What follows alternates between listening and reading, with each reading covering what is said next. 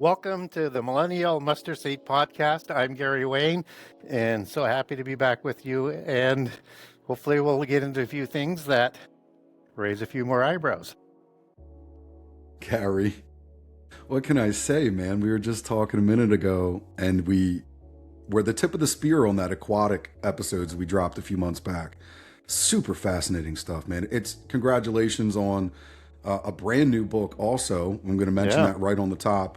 Do you have that with you? It is the A Primo Conspiracy: AI's Covenant with Babylon. Come on, man. What is this? What's going on here? What is this about? Well, this is a project that my publisher wanted to do, and he's the co-author, Bill Carmichael, and he's the novelist. I'm the researcher. Writing a novel is a whole different product than doing a research book. So you could, I thought about doing it, but that's not really my expertise. I'd rather continue to work on another research book. But Bill wanted to find a way to take my research more mainstream. And how you get there is through the nonfiction market. And so if people remember the Left Behind series, I mean, it just took rapture and rapture awareness and the whole thought about end time, no matter what your eschatological view is, to a whole new awareness.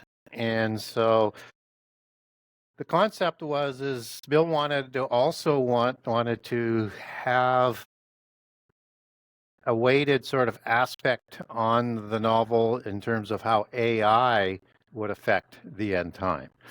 And so what we're doing with this book is trying to present from our viewpoint today what the end time might look like and how it might come about. And understanding there's different prophetic views, but we also wanted to put into my research. So it's going to have my eschatology in it. So my end time chronology, whether or not people buy into that or not, but you have to have a standard. And I want to be able to, when I go on shows, defend how the sequence of events are coming out. And I can do it easily as of trying to figure out from every particular eschatology's approach how that would fit. That would get a little bit messy. So and I wanted to put in there, and I do put my eschatology into the introduction in terms of my standards of how I go about it. And it's a very, very high standard, I think, in the preface of book 2. So if people want to get a better idea on that. And we wanted to create how there has to be some sort of influence of demons, fallen angels, and bloodlines of the spirit's offspring and their societies and how that interweaves in this.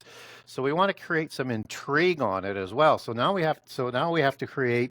We didn't have to, but we've loved doing it. And so, we had to. They forced me to do it. I didn't want have a to choice, do it. Gary. You didn't have a choice, man. Yeah, how fast can I get involved on this? So we wanted to give them a genealogical history. And we wanted to put them into societies. And we decided on the societies, we wanted to have enough real ones in there. But we also wanted to have some fiction license, so we put in some other ones that may be similar to other ones. And so we create these profiles of these characters. And so we have, one fella who is Elias Vilak, and he's introduced, and we talk about him from the beginning as being spoken of as a false prophet or the false prophet, sort of whispered. So this is sort of early on. So, and he's a major character in the show because the false prophet is right there, even at Armageddon with Antichrist. So in this, we gave him a bloodline that's going to go back to Petra and the Malachim giants. Oh my gosh, come on. This is cool. And then when we get into book 2, because the sequel's already coming out, we want to make sure that we have him tied back to a bloodline in Israel. And just as we introduce an Antichrist figure, we give him a bloodline, but in book 2, we're going to want to give him also a bloodline that links back to the tribe of Judah. And so we're going to be weaving that grafting or scioning in, as I like to talk about, of the nobleness of these pedigrees. And all the names that are in the book for the main characters are kind of Google worthy. So you want to, look at what Elias Vilak might mean. Well, Elias is the Greek version of Elijah. Elijah is the one who Oh, makes the way for Antichrist. And Elijah brings fire down from the sky, just as the false prophet will do.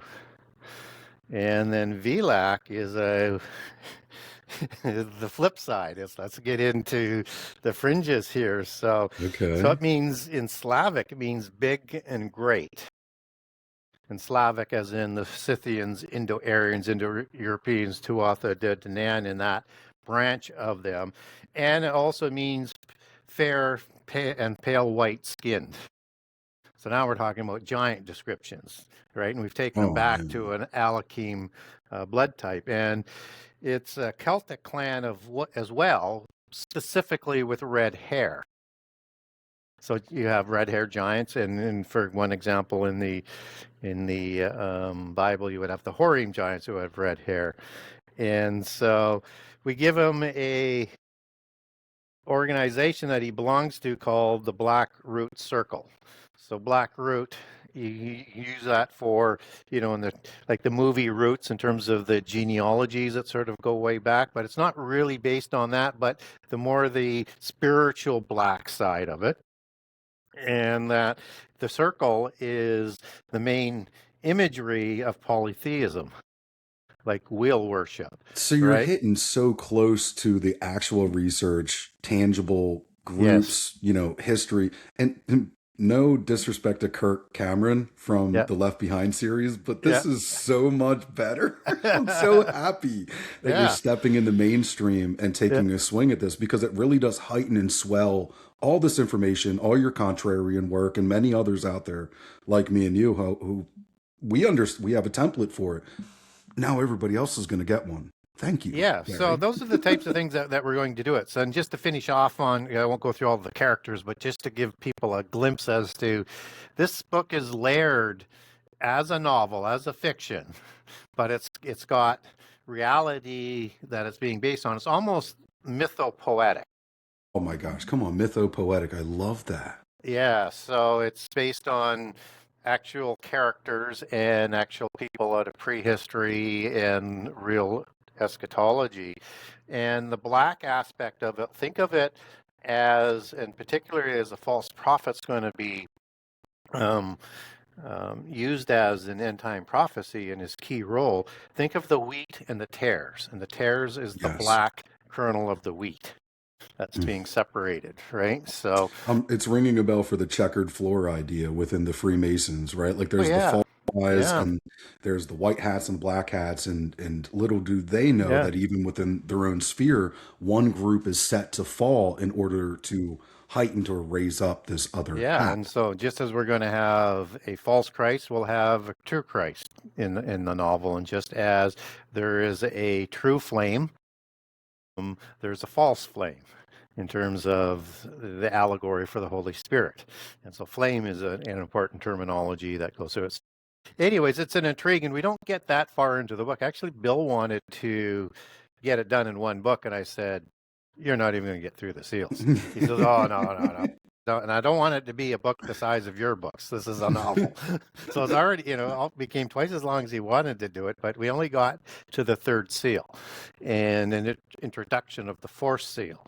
And we wanted to see, it's still 300 pages, so it's not a short book, but it's not a super long book, and there's lots of dialogue in it. So, Is this going to go on Audible at some point in time? yes, it's being Okay. worked on right now. I got to listen to the first three chapters of it with the different voices and stuff, and you have to pick voices, and you're not real sure how that's going to mix and intertwine until it sort of comes together. So, but with a novel, we wanted to have several voices because there's so many different characters. Yeah, and I'm sure it's going to be top tier because the pronunciation on some of the names and Yeah, things that you got going on there. Yeah, that's so exciting. So the Primo conspiracy, and conspiracy, that's and that's a Latin available word. now. Yes, and the Okay. Aprimo is the allegory for the AI technology, the Aprimo wall. Oh, And again, not that we put it in the book, but just so that people sort of give an idea, is I wanted something that we could sort of go back biblically, even though in my research I go back to high technology before, but there's a wall, a hand that writes on a wall in Daniel. So that was kind of the premise for the wall, and this huge bank of computers, like they put up in these data centers. But this has got to be significant because of what its capabilities are going to be. So, primo is a Latin word for oppress, to crush, and words that are associated with the Seventh Empire of iron and clay. So it's going to have a big impact on Babylon and the Seventh Empire as it makes its path forward for Antichrist and his system. So this is designed for the Babylon beast system that Antichrist will take to one more level up. and not to get into the aquatic stuff because in the future, we're gonna make some more connections, I believe, right? Because this is what your 13th, 14th appearance, so that we're just gonna keep There's a doing it. few. But I was thinking when you were talking about these AI data centers in even in the thread with the Aprimo conspiracy and how all of it webs together, they need a lot of water Oh, to cool down these AI data centers. And they're picking remote areas, I've yeah. heard, right? Two key things that impact human numbers. Yes. And how we're going to be viewed as a competitor to the AI entities. Oh, So that's yes, so crazy. huge amounts of water to cool. And I know they're going to work on that, but they're not ever Yeah. going to resolve that. So No. It countries really countries that have a lot of water are going to be targeted. They're going to have to be targeted for that resource. And then you're going to want to probably make the advancement of the technologies close to the water to make it more efficient. So now we become a competitor on water because it's a massive amount that it takes to cool things. And the more you develop the AI, the more cooling that you need.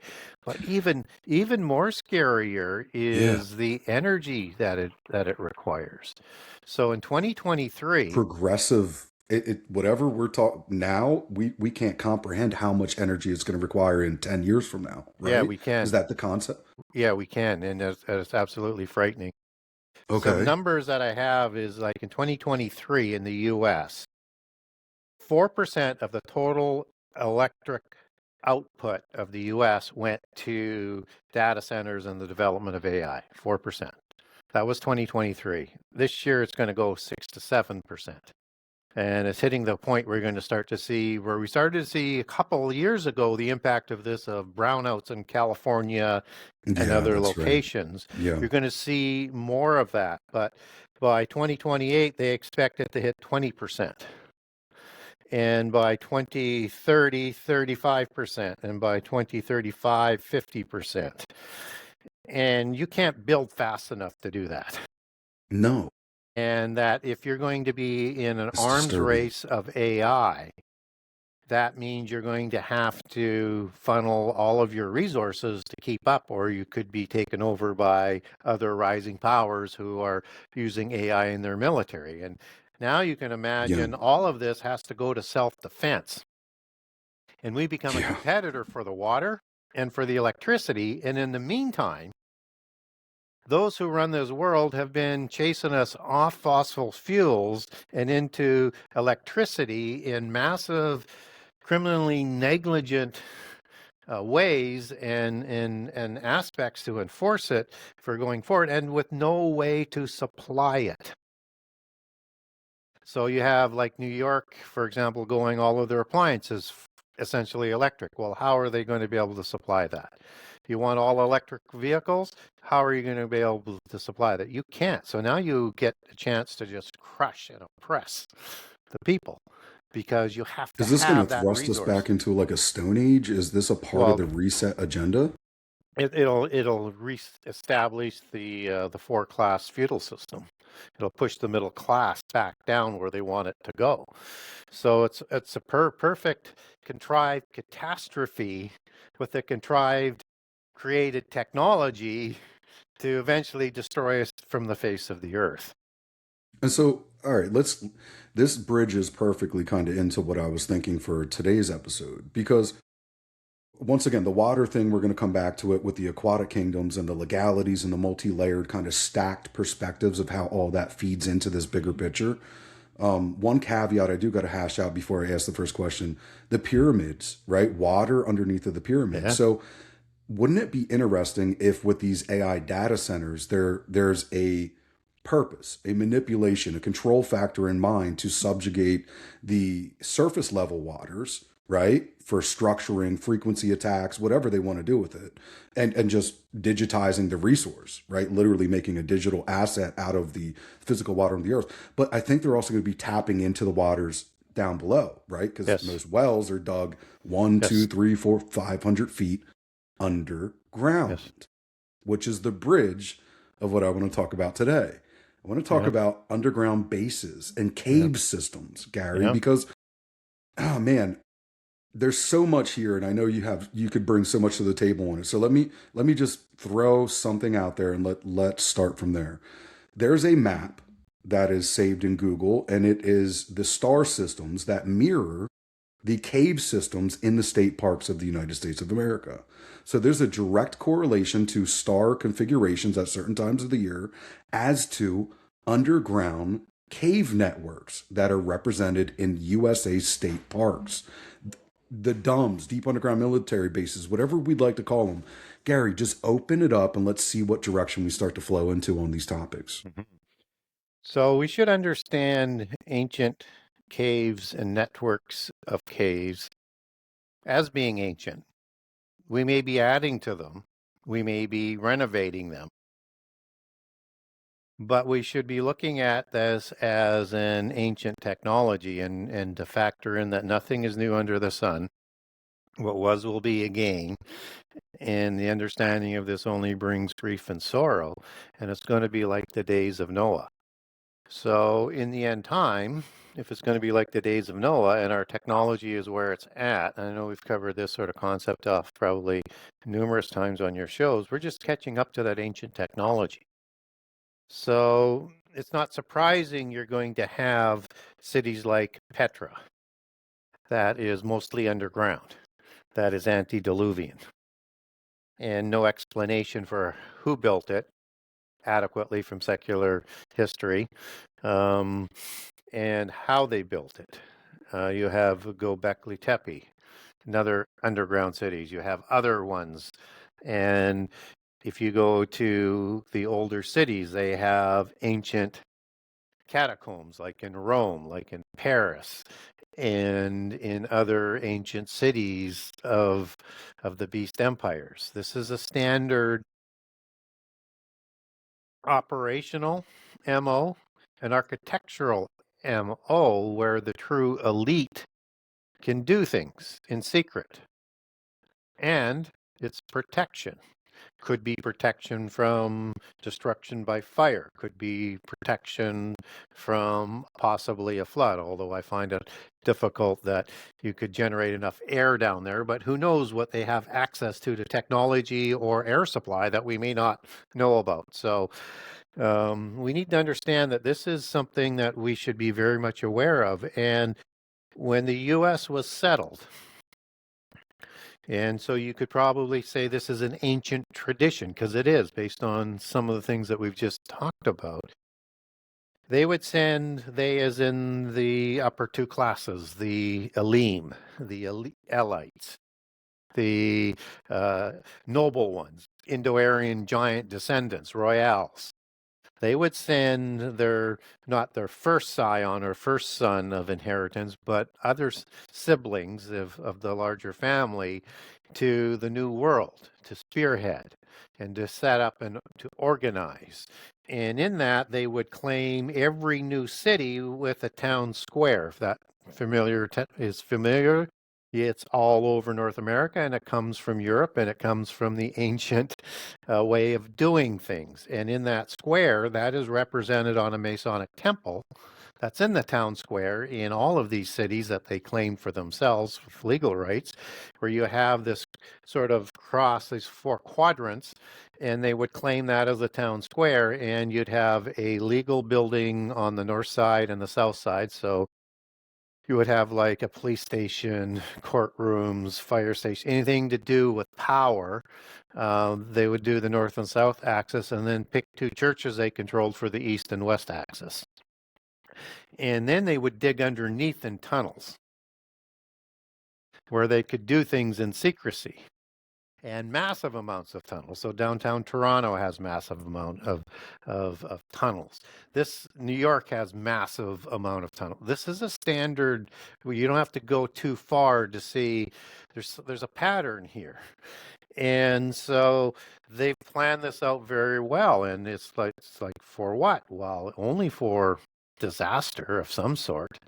And what's really interesting, just to bring it to a point, and then we can move on, is in Revelation 6, in the opening of the seals. At the end of Revelation 6, there is so much destruction, it looks apocalyptic. There's 25% death in the world. There is 25% destruction of the vegetation, of the water. 25% of everything is destroyed. And it is so bad, people think it's the wrath of the Lamb. God doesn't declare it's the wrath. John doesn't say it's the wrath. The angel doesn't say it's the wrath. In fact, that doesn't happen until Revelation 14 and in the year of the Lord's wrath in Isaiah 34 and Isaiah 63. But they think it is. Things have got out of control. So what are they doing? They're going into caves. So how do we understand that as it comes down through our history is as well, like mountain caves, these small, unprepared locations. That's not what John is describing as a reaction to this kind of event. They're only going into caves because they know they're going to get some sort of protection there. Those caves are not for the average person. Those caves are going to be for the elite, the top two classes. And it's going to be for the military survivability, for the technology and the knowledge and everything that sort of goes with it.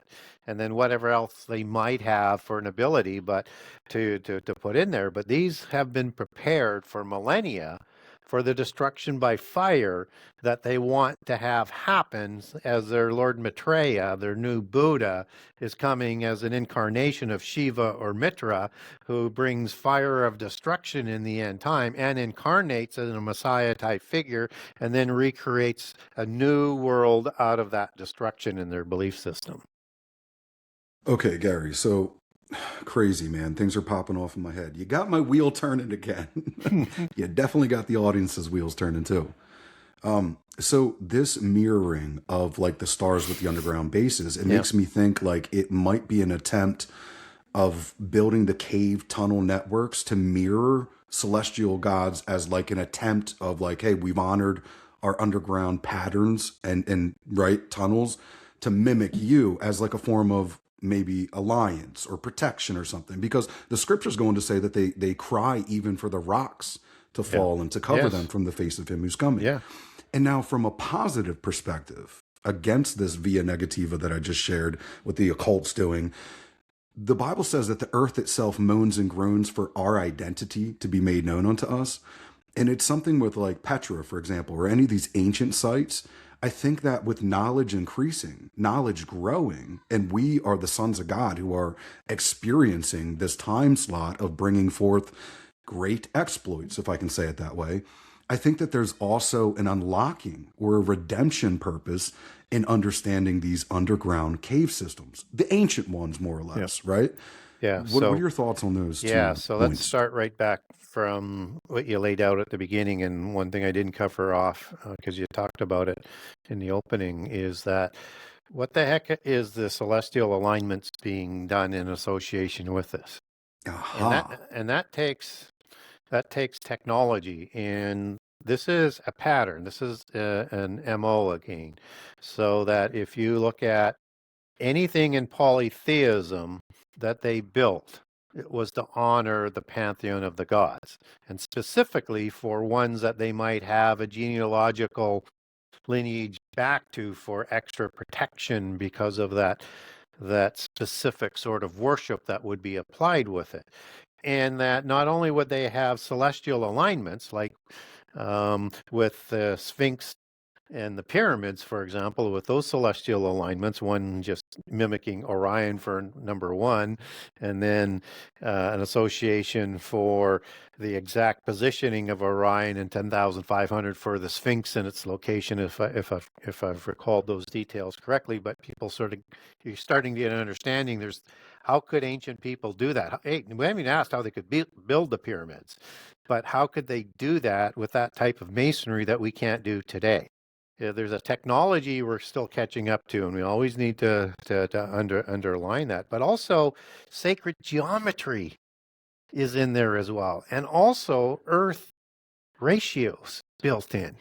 This is showing something that is going to not only last for millennia, but to demonstrate that this is a superior intelligence that is deriving this. And so in polytheism, what Wow. they did was they had, four main sort of goals.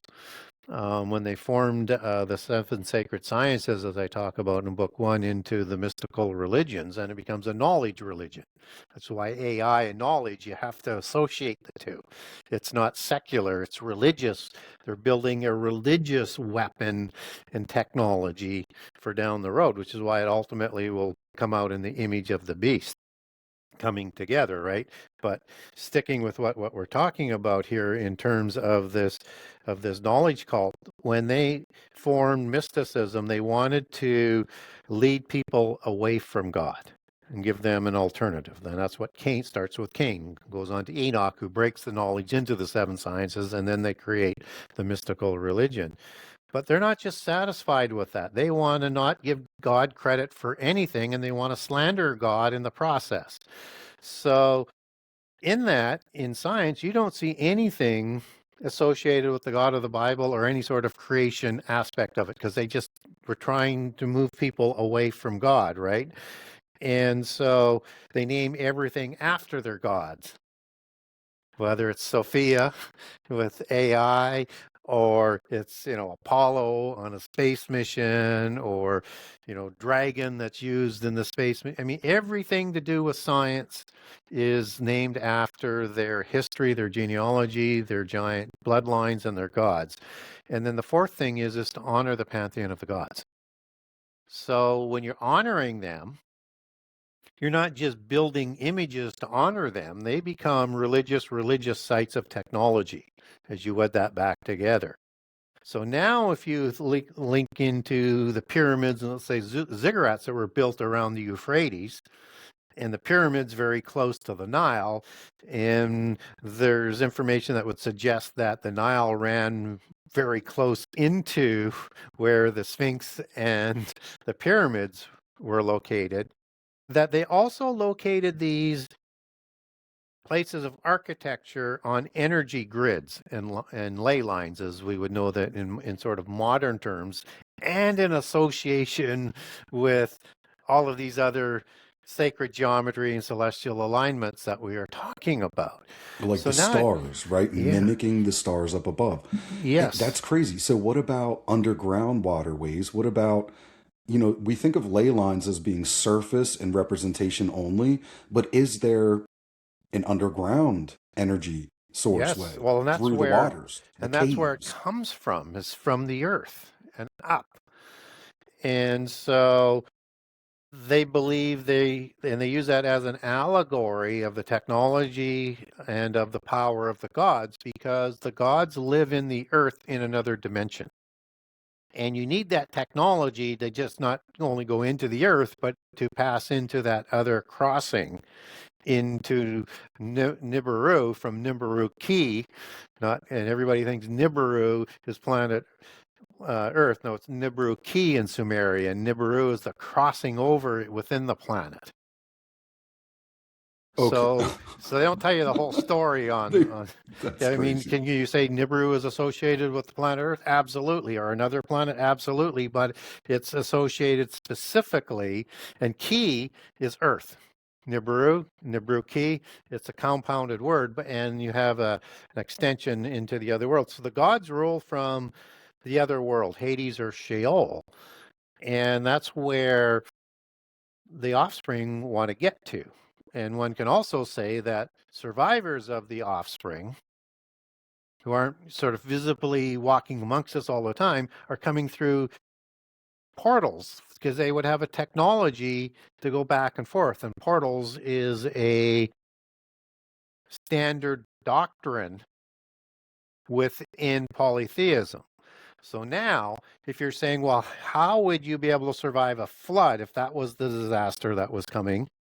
Because the water would shut it out. But maybe those locations also have portals into another dimension that they would be able to somehow cross into, or would be the promise of it. So we get, like in the Ugaritic texts and other polytheist cultures, where the royals would go back and forth between the other world and this world, just as Baal did. And one of those portals would be located at Mount Hermon with the gateway of Hades. And there's portals all around the world, fairy domens and things like that. So again, as we look at the locations, as we look at the things that they put in, understand this is a comprehensive knowledge religion to worship their gods, which live in the earth in another dimension.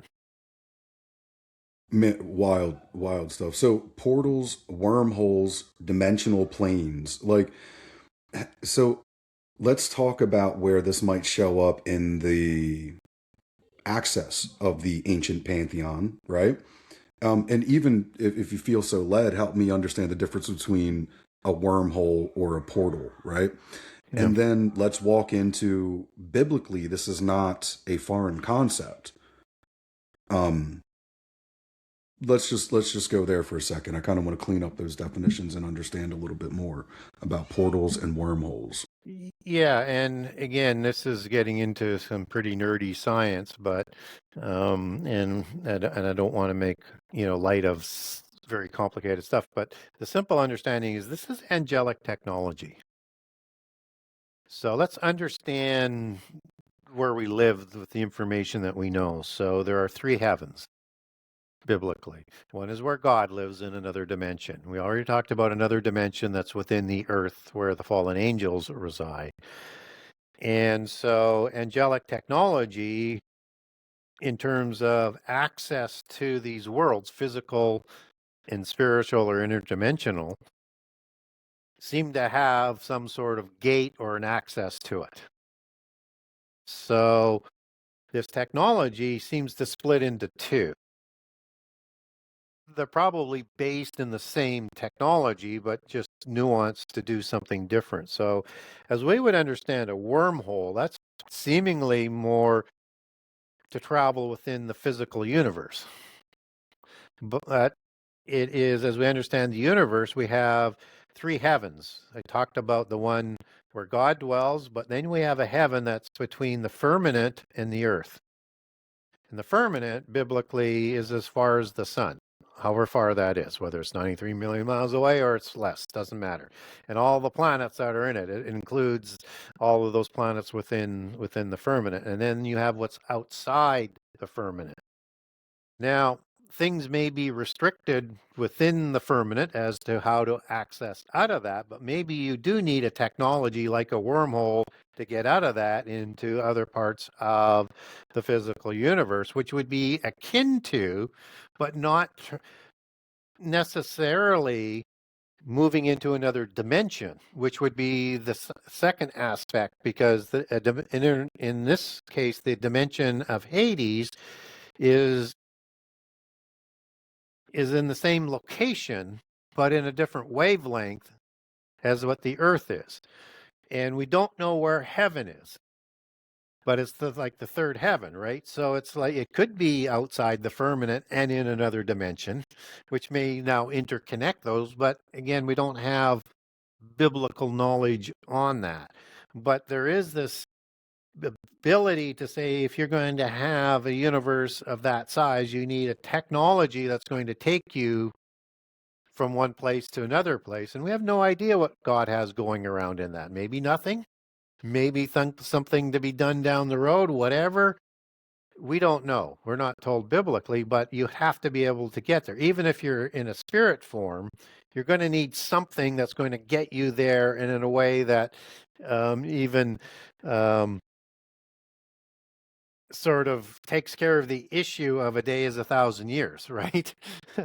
Because of the great distance. So you need something that's going Yeah. to shrink that, whether it's warp technology, overlapping, whatever. But interdimensional is something that was accessed to by not only the fallen angels, but the giants and their religion, because they access those portals and they show it in all of their entertainment. You know, you look at even simple things like in fairy tales of let's say Snow White, for just one quick sort of example. You could go into 1,000 different ways they do it, but they have this interesting goober that's in a mirror, right? That's a portal to another, and I said that tongue in cheek as a goober. It's a demonic spirit that's in that mirror, because that technology there is a window into the other dimension, whom um, the queen is speaking to.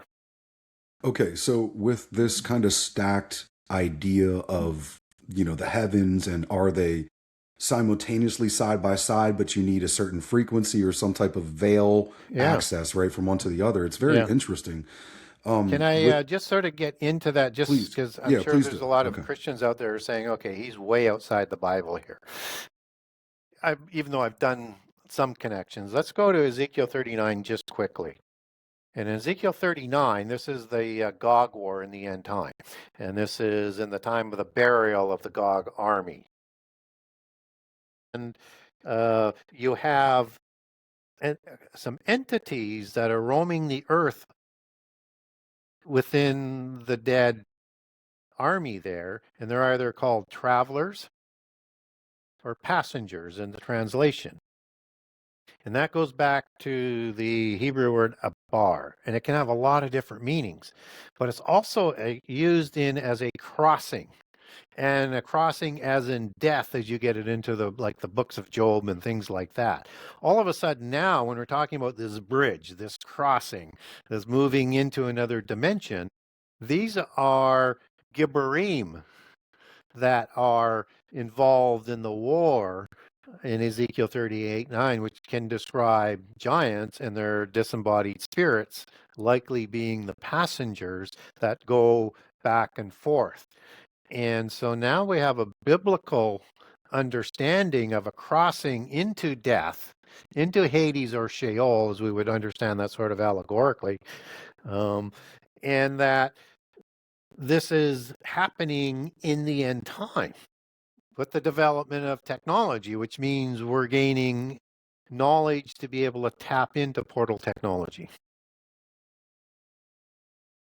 Okay, crazy, man. I'm in Ezekiel 39 right now, just going through, and yeah, the burial of Gog. What's really interesting is, indeed, the people of the land will be burying them, right? And this is going to cleanse the land, Yeah.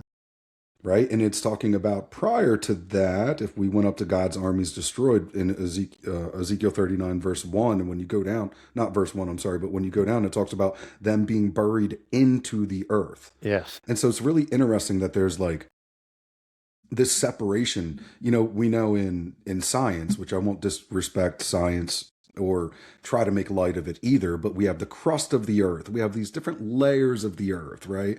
And they're almost like different realms, right? Where it's not dimensionally separate, but the realms are depicted with Yes. different structural.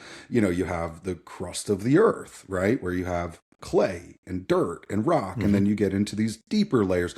And it's just really interesting that the Bible is like pointing to this stacked idea that, like, the land, the surface is clean when these entities are brought into the Yeah. earth. And now It's a let's very fascinating factor idea. in that you have this slaughter as like an Armageddon like slaughter. And it's not Armageddon, but it's Armageddon like. And the description of the birds and stuff is very, very similar. And you'll have a allegory that's used in there as in these bulls and bulls of Bashan that's being associated with here that are being slaughtered. And so, Gary, what are we doing with this idea where the Israelites are to burn the shield, the spear, the javelin for Yeah, 7 years? Is yeah. this alluding to like a undoing into a jubilee, right? Because a 7 year period biblically would be a jubilee, right? A release, a forgiveness, a recompense. And so that's an interesting concept too. What type of fire are we talking about? Is there Yeah, there's a technology here because this is the war that I linked to Joel 1 and 2, which happens before Armageddon and has the same description of this Chimera army on riders. Chimeras are riders, and both are Chimera there, which is the same as in Revelation 9. This is the counterfeit Armageddon Antichrist is going to need. So this is going to have angelic technology of weaponry, probably that can do things within the earth, interdimensional technology, all things that we're sort of moving towards. And so if you are separating in polytheism 9 realms within the other world, now you're getting into those different aspects and locations that might include like the crust that you're talking about and other locations. And if you look into the book of Enoch, into the hollow earth, as it shows it, it has multiple locations in there. So there's a concept here. And again, we get Hades and Sheol talked about throughout the Bible. So this is not unbiblical. And that the bulls of Bashan are understood in polytheism as bulls, as in the bull gods of the Baalim council, so fallen angels, and their offspring were known as bulls as well. So when Jesus was on the cross, he's being mocked by the bulls of Bashan. And these are the spirits of fallen angels and the spirits of disembodied giants who well, are this goes mocking back to them. where David is saying in the Psalms, many strong bulls of Bashan have encompassed me, right? Yes. And so yeah, that's a deep connection. Now, for the sake of this, you just mentioned Sheol, right? We Yep. have Hades. Yep. We have all of this different language for hell. And I know it's been a topic of Argata. conversation. There you go. Well, I mean, we have these deep Shambhala. Shambhala, yeah, these deep pits, right? I mean, are, I take a literalist approach to the Bible, right? I think it just means what it says what it means. And I Yeah. think there's a stacked, layered idea where it can fit into, parabolic language, or, people say it's, oh, that's just archetype. Oh, that's just allegory. I think it's multi-layered is what God told me years ago. And I just stuck with it. The Yeah. multi-layered effect, the multi-layered Yep. reality. What are Yep. we doing with some of these underground locations that the Bible talks about? Is there possibly an attempt to connect tunnels to these places in order to unleash things prematurely? I don't know. I'm just thinking out loud, but Yeah, I think we have to be prepared for two aspects of Hollow Earth. One is the physical realm, where you're going to have underground locations and beings that come back and forth from within the earth. But you also have that interdimensional aspect as well. And so, yes, there would be a connection to both because they're both interconnected within the hierarchy. yeah, and there's definitely underground oceans. And there's definitely underground oceans, underground volcanoes, underground. We have Hmm. no idea. It is virtually unexplored. Why is that? I think Kash Patel mentioned something recently. I'm trying to remember, but he had said it's easier for people to. I'm paraphrasing here, okay? But the FBI director Cash says it's easier for people to understand these outer space entities than it Yes. would be for them to understand aquatic creatures like the Yes. Loch Nessie or something. You know what Yes. I mean? Yeah. Well, because it's away from us. You can imagine that any way that you want. We haven't, you know, it's not, and it hasn't been with us all along. Like it just is that cognizant dissonance when you're dealing with this that is the difficulty for people because it's been hidden from us. It's not that the polytheists haven't known this all the way through, it's their history, it's their side. And again, we haven't been taught that there's a seed war. So all of this is just upsets all of the brainwashing that we've been prepared with since childhood. So introducing these things, you can't go spectacularly deep on the first few times with people. When I first came out, over 10 years ago now, doing podcasts, people would come out. Gary Wayne just did a show and just did another massive download of information. And I was just doing the superficial stuff, because if that was considered massive amounts, you have no idea what else is going to happen if I stick around a little bit longer to talk about more things. So it is that, big of a paradigm shift in terms of your sort of perspective. So yeah, we should very much Yeah. understand that this is a world that's part of the visible ones that answers to the invisible ones within the hierarchy, and understand that as we move into the end time, it's the externalization of the hierarchy that's going to happen again. That's occult language. Hierarchy is the Greek word for the assembly, the sacred assembly of archons. Council of the gods is going to become externalized again. That's the Baalim Council, or the Elim Council from the Canaanite belief system, or the Mount Olympus gods, whether it's Kronos or Zeus. It's going to become visible again in the end time. And so we want to be very, very wary of that. And because her polytheist prophetic, or attempt there, was to say that begins in 2025, along with the introduction of Lord Maitreya, which is a transliteration of Mitra, the one who incarnates into Antichrist, or Shiva. They're the same Do god you, in this, and Azazel, as we oh, this is look at them. interesting. Yeah, so Okay.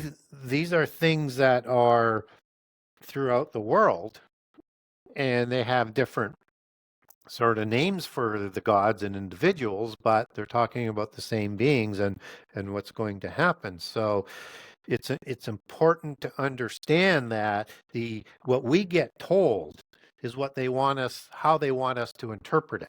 It has part of the truth, but not all of the truth. And they've led us down a stream of intergalactic versus interdimensional or interphysical Earth, and away from that. And we have all of this activity that goes on in Antarctica that they're not ready to disclose. We have all of this information that goes on with alien phenomena that they're not ready to disclose. You have Admiral Byrd going both to Antarctica and the North Pole into the inner hollow Earth. And this knowledge, whatever it is said to have the ability to overturn every preconceived notion. And if that sounds familiar, that's the first headline an adept gets when he becomes an adept, that the knowledge he will now receive will overturn every preconceived conception. So it's a polytheist doctrine again. And it all of what you're talking about rings the bell of how statements can be made like you'll own nothing and you'll be happy. Yeah. Right? It's like this great unveiling that they're going to subjugate the entire world to in a moment's notice, almost. Yeah. Now, I do want to kind of jot back to this idea of God is taking the underground realms very seriously, so seriously that when the Lamb is here in the flesh, the first thing he decides to do after the crucifixion is he's going down in the earth.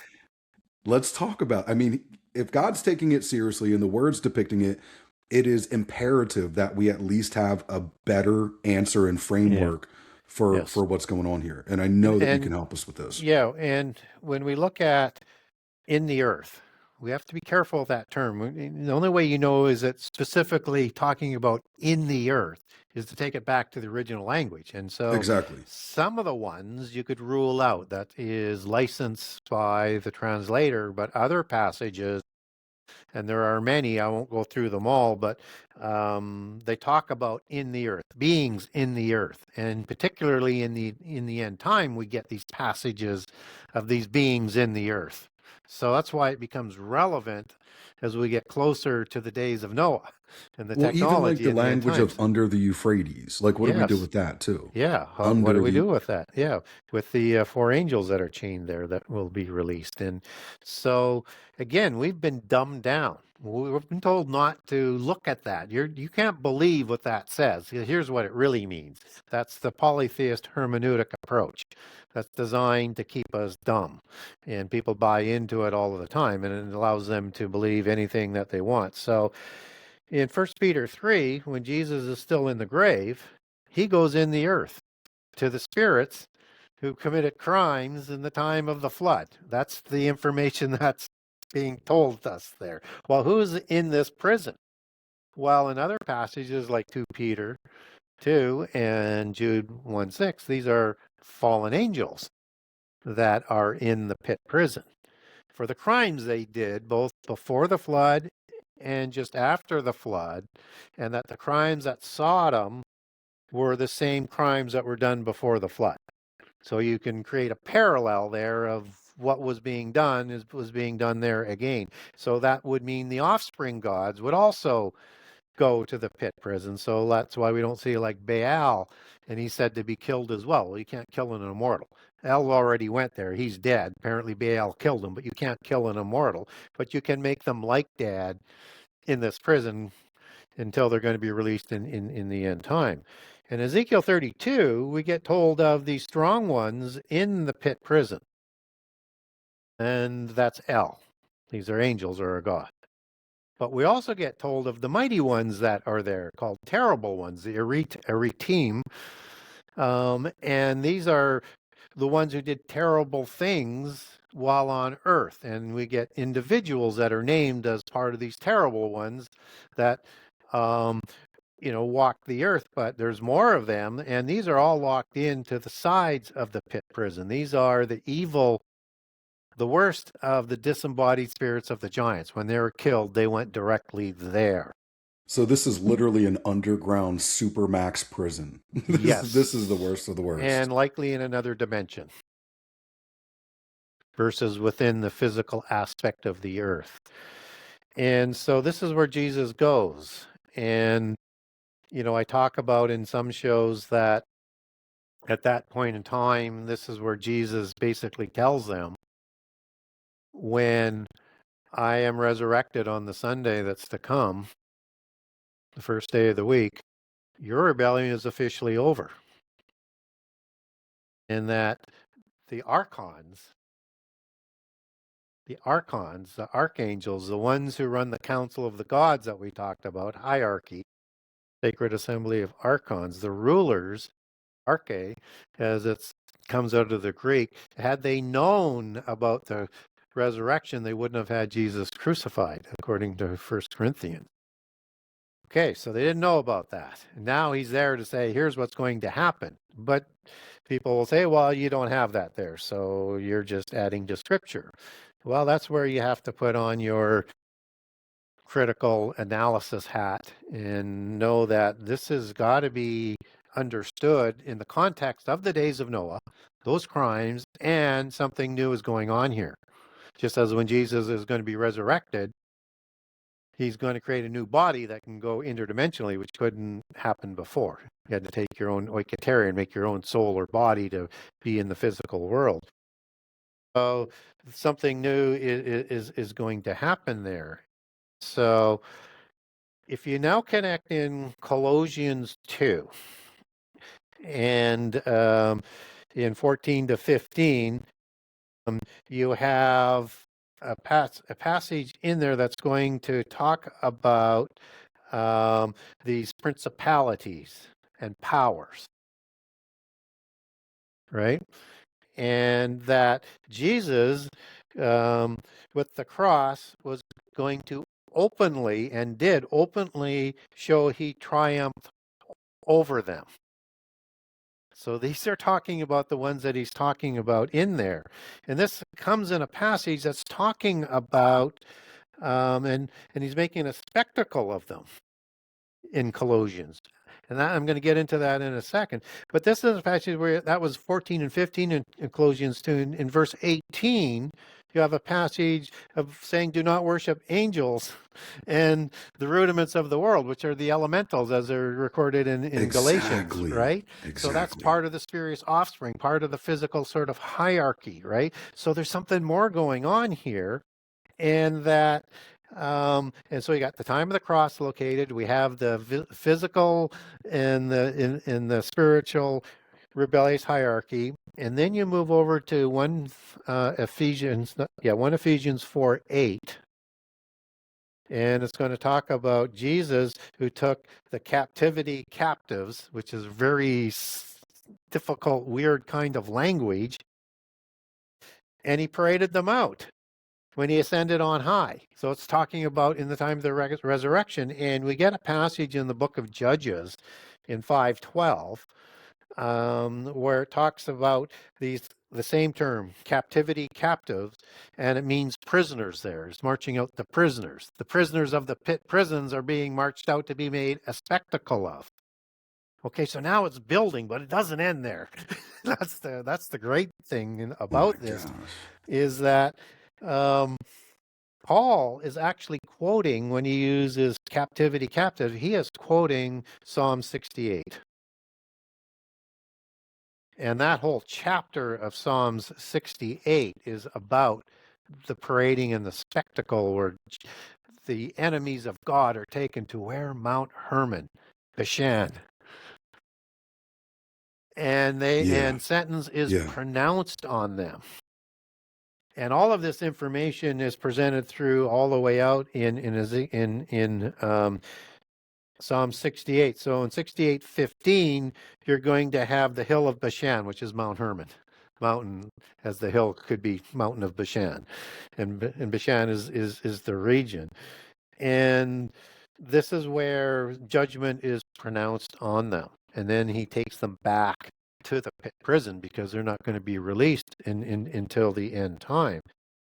So I won't walk through all of the details because it's almost like a show in itself with all the little details, but you get the understanding of this, and that this is something that is crossing dimensions while Jesus is still in the grave before he has resurrected. And then when you think about when did Jesus ever go to Mount Hermon? Well, he does, to Caesarea Philippi. Probably butchered Caesarea or Caesar Philippi. It's something to that effect. Caesarea Philippi, if I Caesarea remember Philippi, correctly. yeah. Yeah. Well, that is at Bashan. That's at Mount Hermon. And where does he declare his church? Right there, where he's going to build his church, authorizes the church. Anything that they're going to say or do on earth will be bound in heaven, full authority, and that even the gates of Hades will not prevail over them. So before, as he establishes his church, he's telling them, what I am going to do is going to convict you and finish off your rebellion. And he does that while he's in the grave. It's absolutely spectacular how the Bible works together in preternatural perfection.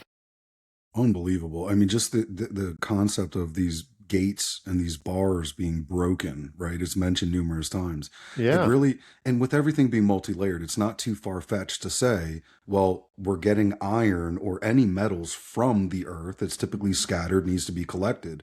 So in my mind, I'm hearing these gates and these bars being broken and bashed in.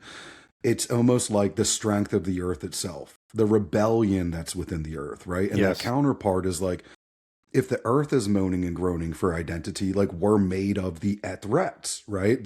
Yeah. We're made of the earth ourselves. So it's very prophetic for us even to be coming into understanding of these things. Yeah. Gary, Well, it's just phenomenal what you're laying out here. what the book of Enoch tells us is that there is a place where God can put his throne there and visit David anytime he even mentions wants. this minutely. Yes. Yeah. And there's nothing that those fallen angels can do about it as God decides to go into their realm. Exactly. David says, if I make my bed in Hades or Sheol, maybe, Yep. where can I go away from your presence? This is phenomenal. So not only is God Yahweh, the one true God, worthy of being omnipotent, omnipotent, omnipresent, and so much more than just the titles that we can try to use to wrap our heads around him, but it falls back to the parable. It's the parabolic language of those who spread the net to trap someone fall into their own device. And it's very interesting to see God reversing from Herman to him going down right from the transfiguration and all of these different events going down into the earth Yes. and preaching this, hey, third day, I'm coming up, man. You Yeah. guys are done. Yeah. You didn't see it coming. It's just a phenomenal story. I think Yeah. it should be the billboard of Christianity. We should be saying, like, nothing's new. He was crucified before the foundations of the earth. So we could talk about the pillars or that language, the foundation and that stacked existence of the earth, right? And he's conquering it all. But it really is coming down to the beauty of us speaking his name every day. And then he's writing our name in a book, right? And it's like those who are willing to seek it out and try to grapple with it. I love when you show up because you get my wheel turning the best way possible, Gary. Well, and so as we look at the end time, we have to look at that the whole earth is in rebellion. And it's an interdimensional period of rebellion against God and anything and anyone who is on the other side. Like it is the ultimate. And the fallen angels know their time is limited. Because as Jesus said in Matthew 25, like the lake of fire is reserved for the devil and his angels.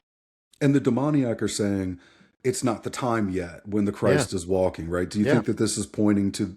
So, how are they aware of that time slot? Or do you think that there's certain things that need to line up where these fallen angels under the river Euphrates, right? We have a supermax prison, things built into the side, literally harboring these immense criminals from a times past in the antediluvian.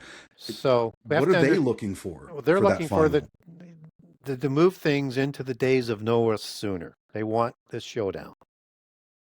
And we have to understand that understanding of the days of Noah, both before and after the flood. And there were giants both before and after the flood. There was great technology being applied at Babel. We need to understand that. That's why God would intercede there. And what's interesting in the Akkadian version, and we may have covered this on a past show, the Akkadian version of the Tower of Babel, it's Babalu. That doesn't mean confusion of languages, but in the Akkadian version or the polytheist version, ILU is a transliteration of EL for an angel or a god, and Bab is a gateway or a Oh, portal. a gateway. And Oh my gosh! So so the now you're portal or gateway of building, a god. a ziggurat on a place that would have extraordinary power with angelic technology that could go interdimensionally, right? So God intercedes again. And if we look at geomancy, which is, has a lot of different meanings in the occult, but how does it deal with the modern aspect as we're starting to learn? Throw away, looking for water or throw away, divination of geographical features and figures and lines. Well, no, maybe not that one, because that might have an association where these places are, where they have the great ley lines and powers that you would have for the pyramids. And be aware of what's going on with the discoveries under the pyramids today. It also means the arranging of buildings and other sites, arranging in a specific pattern for technology and for worship and for other aspects, right? But here's the key.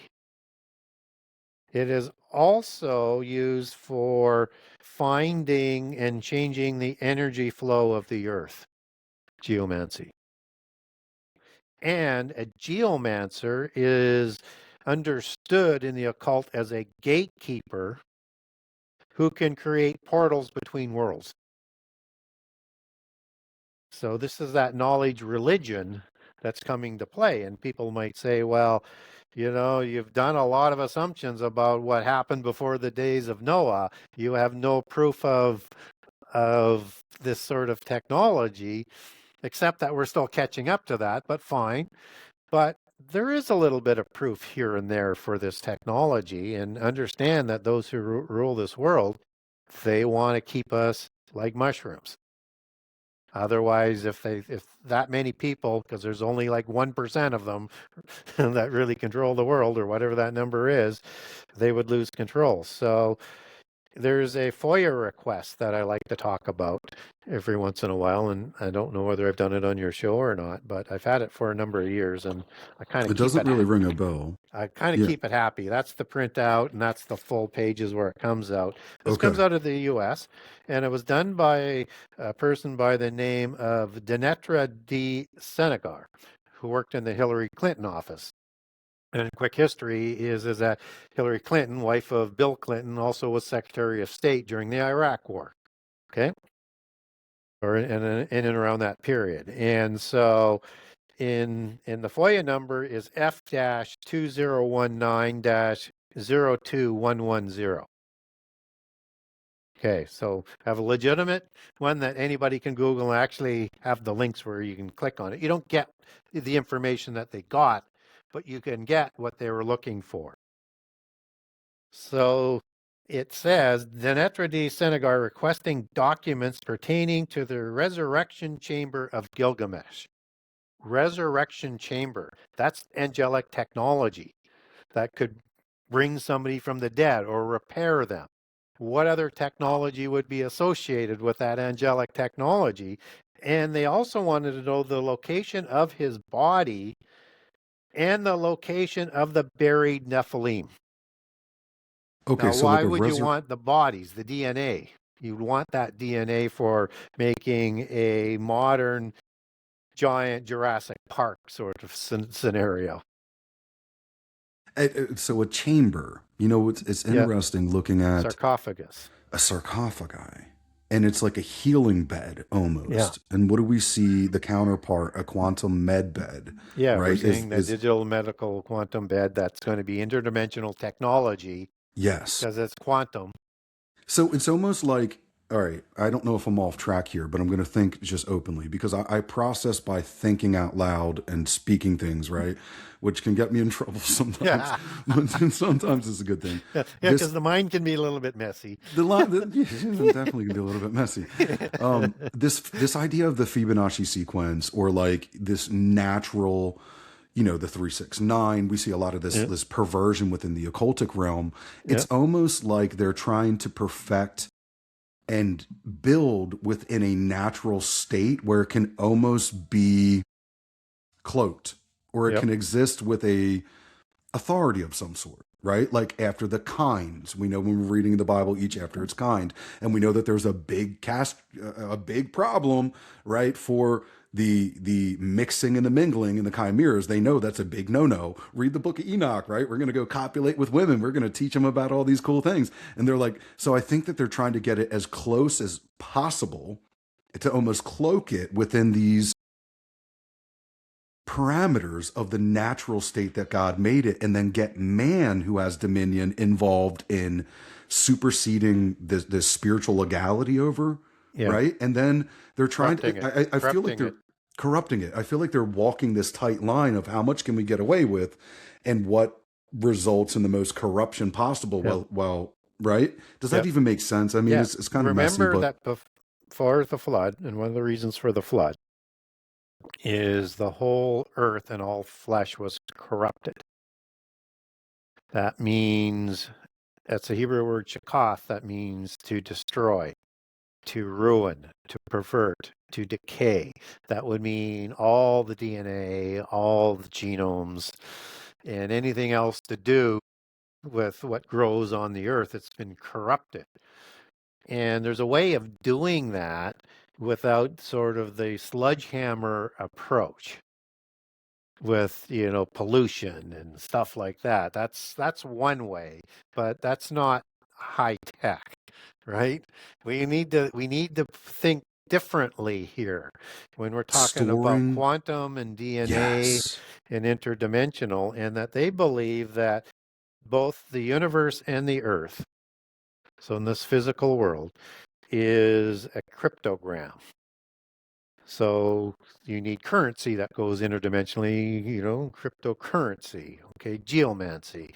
That things you start to see these terms coming and working together, we're getting closer. And these are codes that are encoded into the universe through sacred geometry and mathematical, which is why the alignment, sacred geometry, and everything else within the geomancy is at work and at play to tap into the powers of the earth. And they also believe that goes along with this is that the earth is essentially sentient. I don't know whether that's true or not. I can't say one way or the other. But when the earth groans, you wonder about that. But that's could be just allegory. So, but the earth is sentient and it is intelligent. So there's an intelligence that you're wanting to be able to tap into that runs the earth Well, there's somehow to keep it clearly, working. And that just yeah. quickly to finish, and conforming to math, and it conforms to all of this sentient aspect, which is AI, and intelligence, which also goes with AI to a certain degree, and a similar sort of understanding that it conforms as AI does to mathematical, geometrical laws not yet understood by science. So there's a higher technology that taps into how Mother Earth, as they would allegor it as is a god that would be responsible for the earth and all of that technology to run the earth. Just as in the book of Enoch, we get angels and responsible for all sorts of different aspects of how the earth and the physical world works.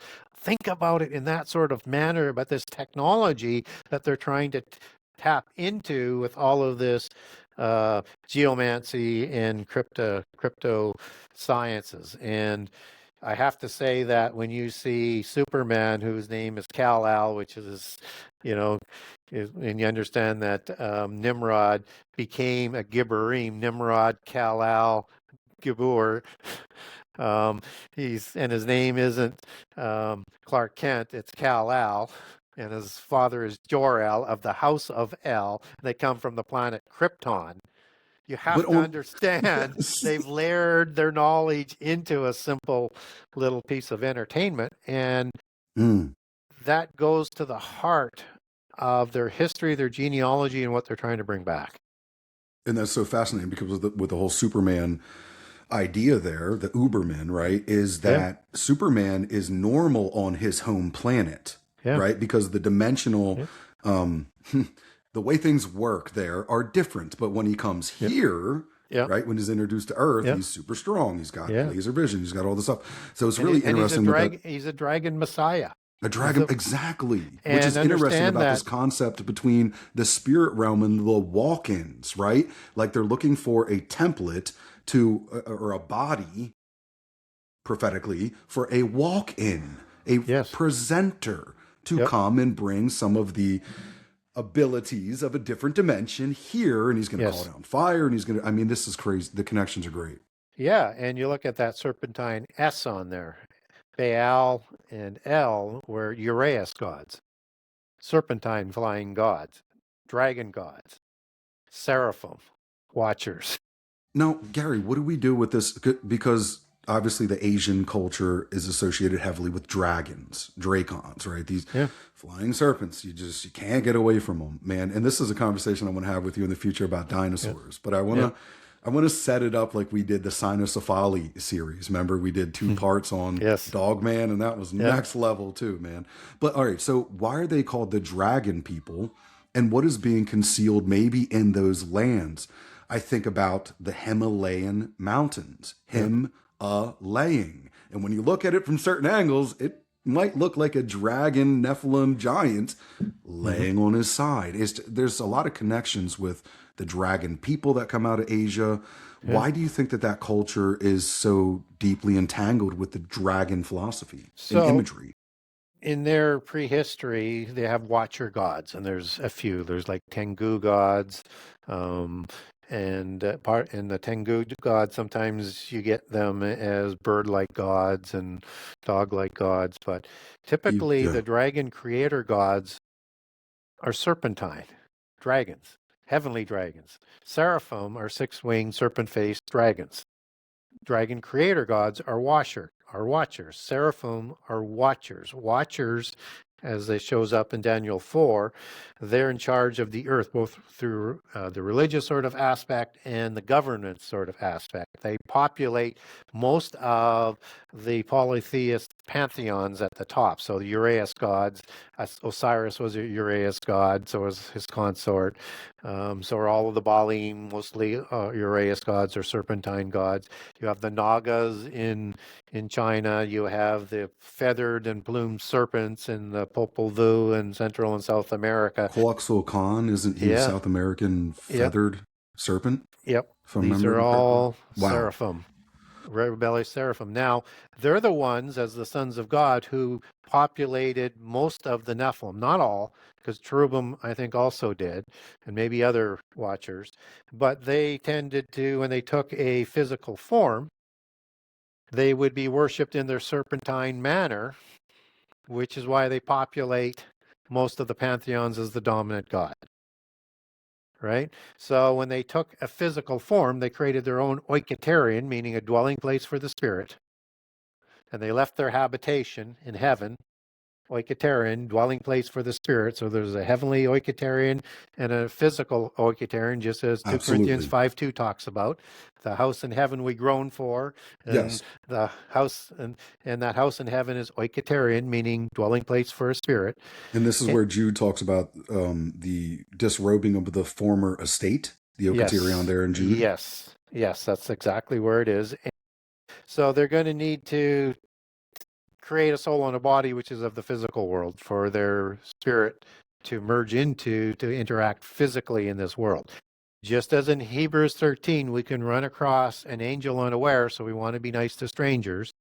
Just as Elohim, Jehovah of the Elohim, who became physical to visit Abraham and took 2 angels who became physical to visit Abraham. And at first he didn't recognize them. He only understood them as men, but then understood them as who they were. And just as those 2 men went to Sodom and Gomorrah to judge, and they knew they were angels in men form, they can take a physical form. If you can take a What physical form, markers? What if you markers identified them? So when the people were seeing them, or when Lot sees the probably became angels, the shining aspect of him. okay, so glowing of some Glowing. sort. It And just as the offspring were shining people, it's part of the traits passed on. So when you take a physical form, you can pass on DNA. So now if a dragon watcher creates with a human female a giant, it would look just like them in this serpentine aspect of it. So in the antediluvian epoch, the kings are called in the text serpents and shown in statues as serpents because they're the direct offspring of the original Uraeus type serpentine seraphim god who created most of the giants. And then after the flood, you have the same thing going on, either with giants surviving or a second creation. And the Baalim created the Rephaim giants, according to the Ugaritic text. So seemingly the post-diluvian creation of these giants, and that these giants, took over the kings and the top 2 classes, both before and after the flood. So roll that forward to 1,000 years after the flood to Akhenaten, part of the Amarna dynasty. If you Google a picture of him, you're going to see somebody that's basically got a serpentine head because he's a descendant of a seraphim watcher, but he's got human aspects too because there's a fertility issue with them after the flood. They can't produce enough females to shorten the story, and they have to intermarry to a certain degree with humans lest they go extinct.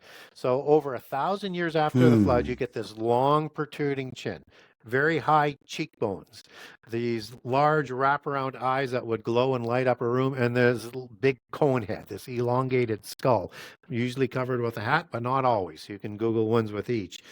And you look at that picture, particularly from the side, it's a seraphim serpent face. So why did they call themselves dragon people?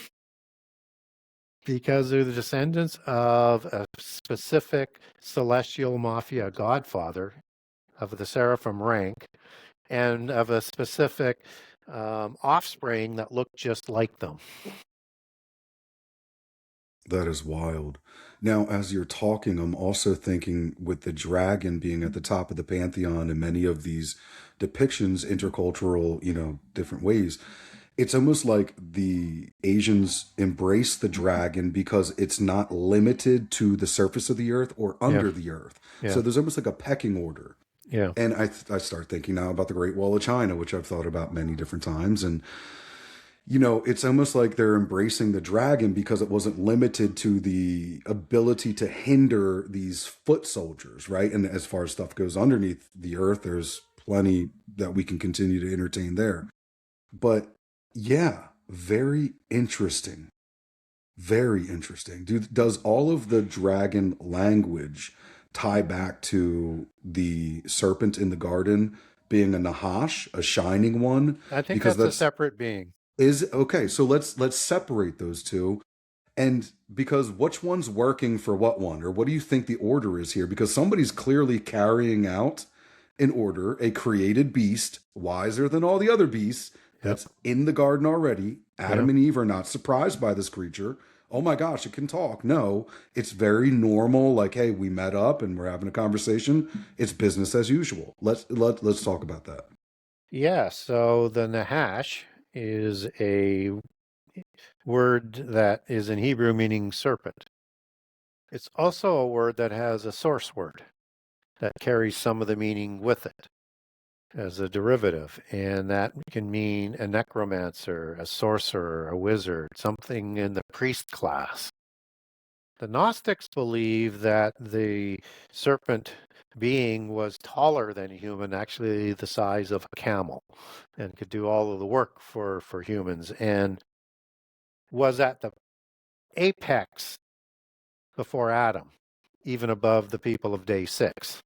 So, um, without getting into the analogy of day six in terms of two creations, because that's a show in itself, but Next understand time, the Gary. details. Yeah, next time. Understand the details are completely different. Um, and I don't believe the Bible is in contradiction. And we don't know how far after Eden is from day seven. So there's no day eight. So that's been inferred by other people who try and get into and mix up the argument, so to speak. But what's interesting is this serpent is a beast of the field. So it's not Satan. The beasts of the field are also created on day six, but before male and female, created in multiple numbers and told to migrate around the earth. So a different kind of creation than Adam, and no special life being breathed into them for a special purpose by Jehovah the Elohim, who isn't shown in Genesis 1. He's introduced as Jehovah or Lord God, Jehovah of the Elohim.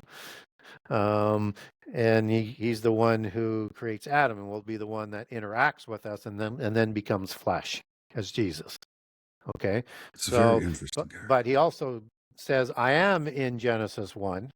He says, I am the light in the darkness that the darkness didn't recognize in 1:3 after we've been introduced to the Ruach of the Elohim, the Spirit of God. And you have El Elyon there as the one who speaks. And when it says God said, that's Elohim Amar. Amar, speak word. That's Jesus. So Jesus is declaring himself to be there and the one who creates at God's command. He's the word of God, the word logos of the God Theos.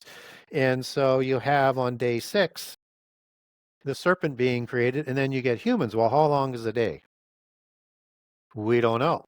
You could have a gap between day seven, or you could have even a longer period. And 2 Peter 3 says a day is like 1,000 years. There could be a multi-gap.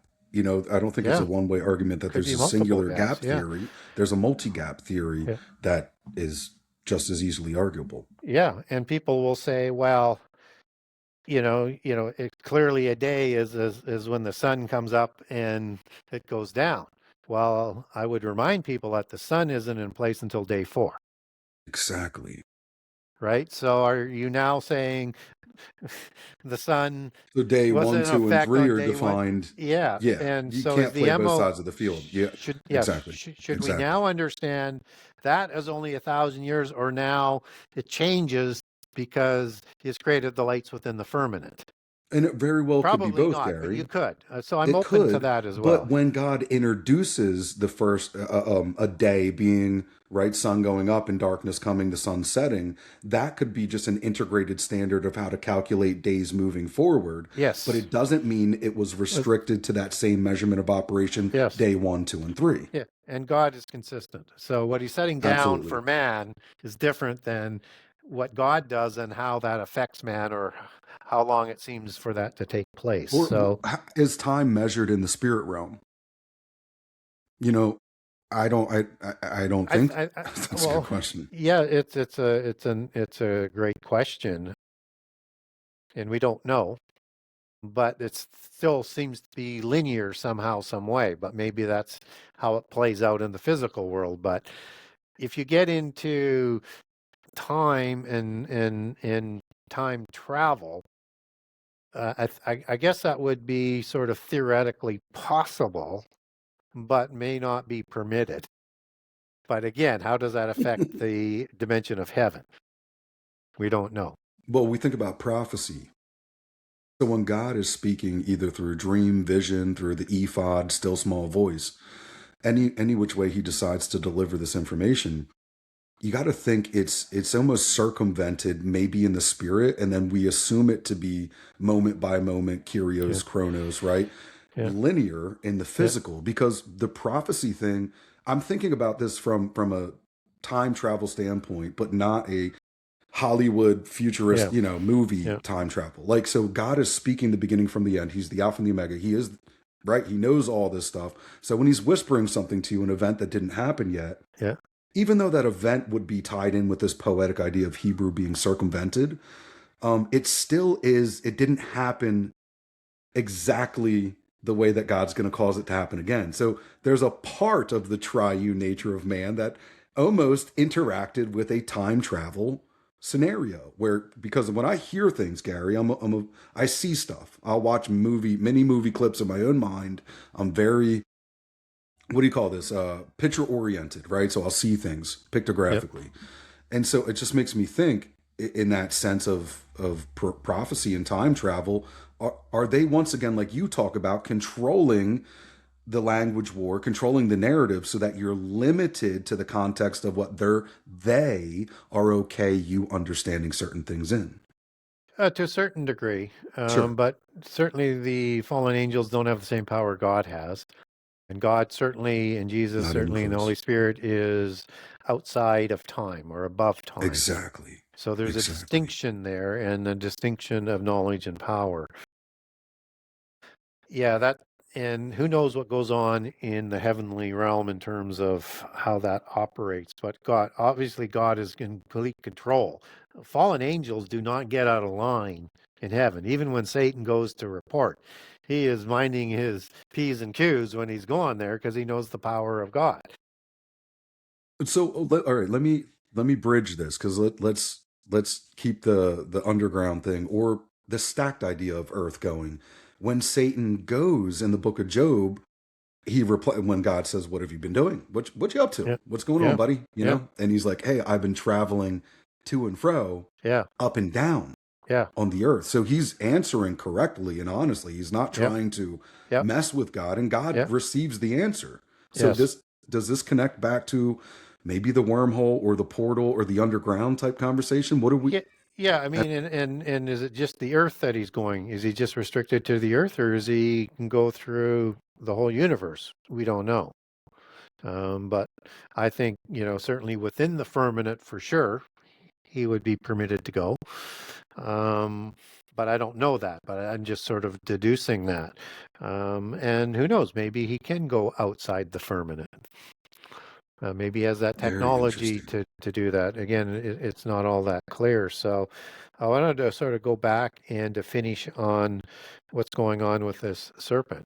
So Yes. let's Yeah. say Thank you. let's Yeah. say there is 1,000 years there. Let's just use this as an example, or you could do this after day 7 as well. But there's 1,000 years for the serpent and the serpent people to populate the earth, and they become under the control of the fallen angels. Now, according to Romans 5, there's no law here. Law is not introduced until Adam is introduced. And when there's no law, it's imputed. In other words, there's no consequence. Doesn't mean there wasn't sin going on. Doesn't mean the angels didn't rebel, but there was no law until God put in the law of you can't eat from one tree. That's it. One rule that we couldn't manage. And so you have this priest-like, kingly dragon figure that was deemed to be a favored being of the seraphim who govern the earth. Things start to make sense a little bit in terms of the imagery, and that we're not specifically told how the Nahash is created. So is there now going on in that period of time some sort of DNA manipulation or something going on to create an image after the likeness that's walking, talking, and intelligent to work on behalf of the Seraphim Watcher angels who are going to be very much committed to the fall of Adam and Eve because they're going to receive all of the blessings the humans are in day 6 and the Messianic promise and the eternity promise that is going to go along with that special commission of the first Adam. And so now things start to make a whole lot of sense. Why would this serpentine intelligent being want to be helpful with Satan to bringing down Adam and Eve? Because it would lose its power and its status in a already polytheist world, and nothing is new as under the sun. So now the creation of the giants afterwards, and in that serpent seed imagery through seraphim watchers, that's where you're going to have that seed war begin that you have to sort of factor in both spiritually and physically, and that all of a sudden everything starts to fall into place. Man, that's so well said.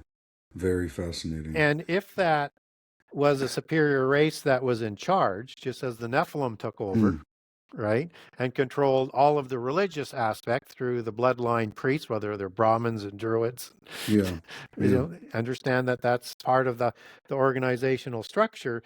Then all of the people of day 6, by the time of the creation of Adam, likely had become polytheist as well, as nomads and gatherers, around the earth. And it's Cain who's going to now introduce agriculture to the nomads, because he learns that from Adam. We ran this massive, gigantic agrarian plantation from the Nile to the Euphrates, from Mount Hermon to the Sea of Aqaba and Indian Ocean. So things start to, again, sort of fall into place with all of the details if you have two separate creations, and that nothing is new under the sun. So you have another intercession by God there to accomplish what needs to be done. And still everything is being played out through free choice.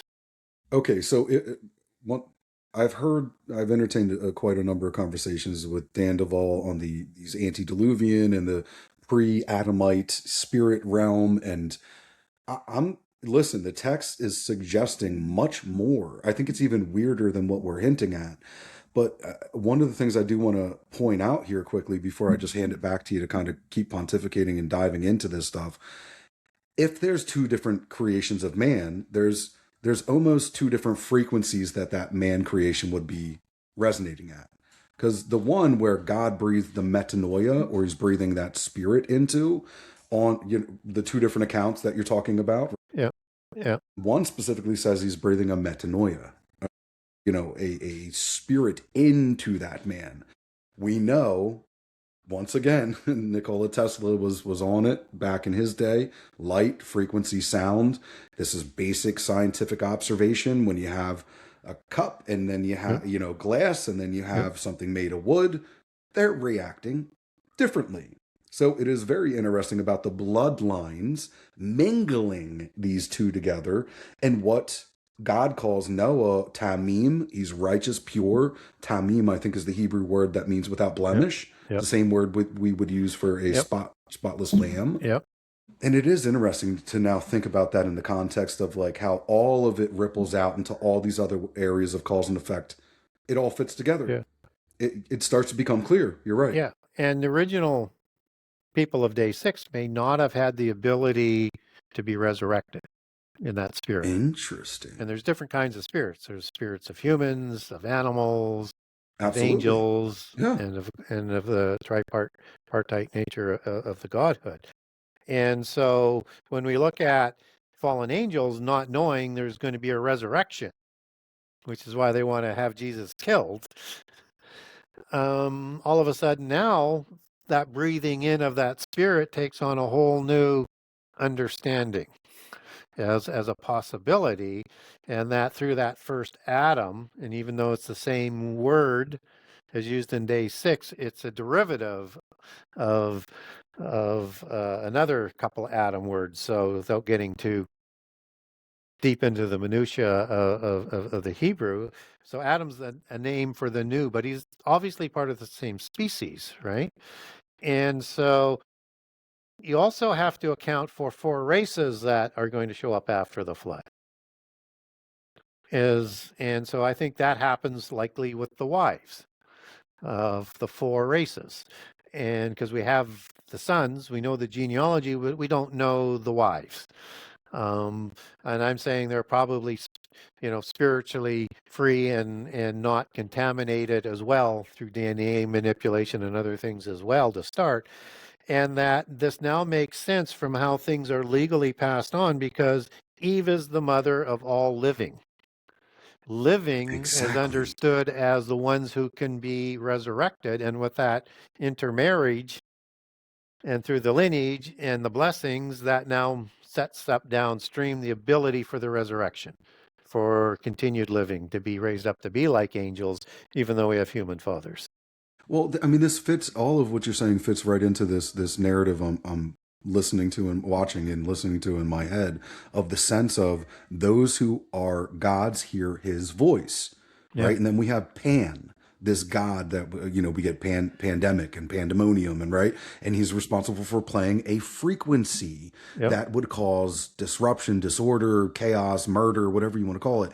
And it's like, are we talking about certain DNAs that are or certain created standards, right, being more susceptible to the enemy's attack? Maybe they Yes. can be But used just as from the walk-ins from the physical from the aspect physical. versus the spiritual aspect.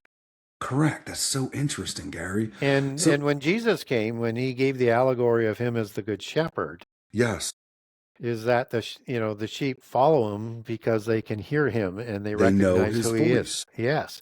And Jesus, when he comes back as the breaker, to redeem Israel and lead in second Exodus, he's going to call them by name, even though they've been lost into the tribes. They're going to awaken, and he's going to call them back by name. So there is a resonance there that um, if you and I think all people can hear God if they choose to. But you have to continue to hear, right? You You have to have to, listen. yes, And, hearing the word of God, which means to lean yeah, into, to yeah, absorb. yeah. But it And I also says also that all think, creation, no one can say that they didn't know God to the extent yes, of creation is screaming his existence yes. regardless. And if you look at the descendants of the giants and the Rh negatives that sort of comes up through the genes passing on that blood type versus how, it's because people say you can't insert a negative into it because it's missing the D antigen. Well, it's the gene that passes on. And through the mother in their belief system, as we talked about with that fertility sort of issue, is that they believe that with that gene, and they have different genes, whether it's the LB gens or the credit gens or the Julia gens, and on and on and on of these gens is back to specific Nephilim and Rephaim patriarchs that would go back to a specific celestial mafia godfather or godmother, is that they will have more paranormal experiences and that they will have more communication or alien encounters. and Oh all sorts of man. things on that sort of wavelength, that, and more dreams with these with spiritual beings and things like that. So there could be that resonance through the gene that people will, in polytheism, feel that physical call more than others.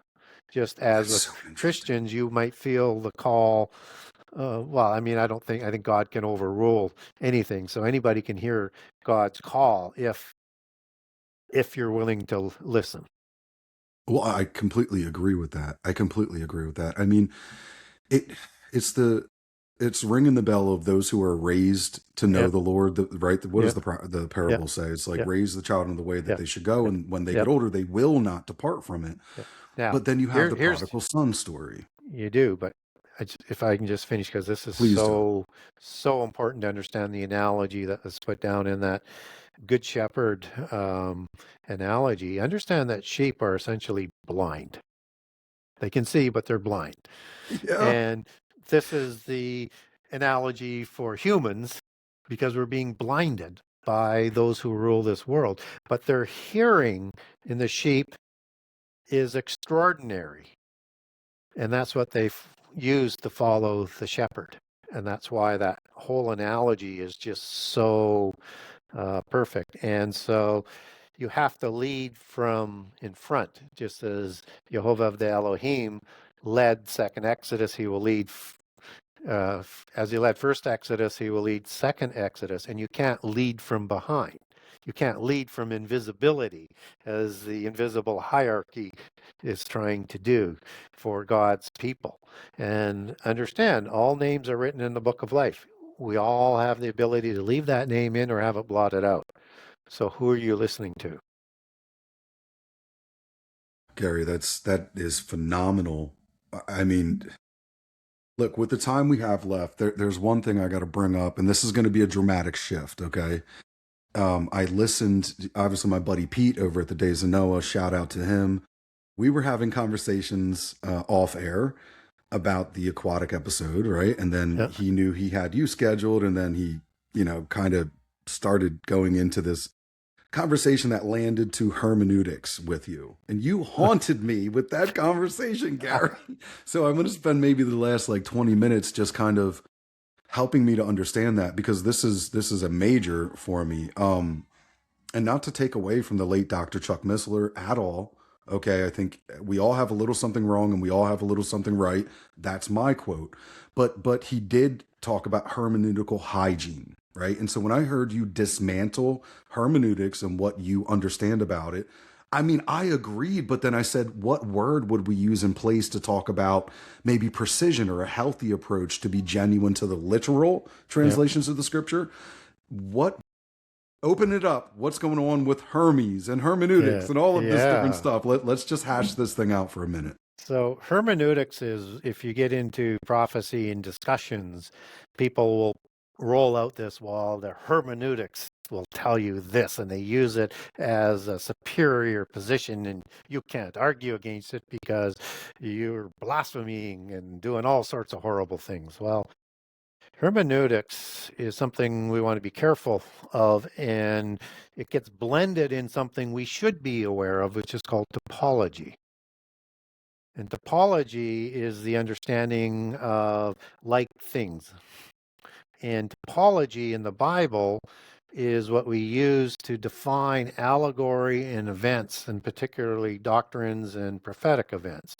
So that it will use the same type of imagery, the same type of key words, and give you definitions to the allegories and things like that. Hermeneutics is what people would have been taught to use. It's what I call, and the Bible would call, and I linked them together, it was the wisdom of the world from the Gnostic religions, the wisdom religion that wants to lead us away from God and to keep us dumbed down. And what people do with hermeneutics is they use it to rightly divide scripture through the Holy Spirit. Now, I'll link this all back in quickly, is that A, the Holy Spirit would never contradict what Jesus said. right? And so they use it to redefine what Scripture says, and they add on to it because they're rightly dividing through hermeneutics. Exactly. So when they say that, they infer. They will tell you something means something, and it's not there. But you have to understand hermeneutics. Well, okay, what does that mean? Well, it's the allegory of what that means. But that allegory isn't from the Bible that they use to define it. And they use words like it infers this. And rightly they do, but they've been taught all of these talking points. Hermeneutics is a polytheist way of understanding polytheist history and religion. Because if you look at the way their history was recorded in the oral traditions, where you have the myths and the fables, everybody says, okay, I'm prepared to recognize there's some truth in there. Well, how do you access that truth? Through the allegories and the characters and the locations and anything that's taciturn that you can sort of make visually in there with that, as that comes down. And that has a meaning that the adepts in polytheism understand. Not the mundane in polytheism. You have to be an adept to understand that history and what that meaning is. And so it's used in something called humorism, which is trying to get the history out of the myth that was designed in Greek. And humorism is an extension out of the knowledge of Hermes, which hermeneutics is the etymological root for hermeneutics. Hermes is a wisdom god in Greek mythology. It's like Thoth, right? My And God. how hermeneutics comes into Christianity is in the Middle Ages. So it wasn't used in the time of Jesus. At least it shouldn't have been, but mostly in the monastic orders, which were the places where Gnostics mold into the church for protection and could continue and influence and introduce the interpretive approach.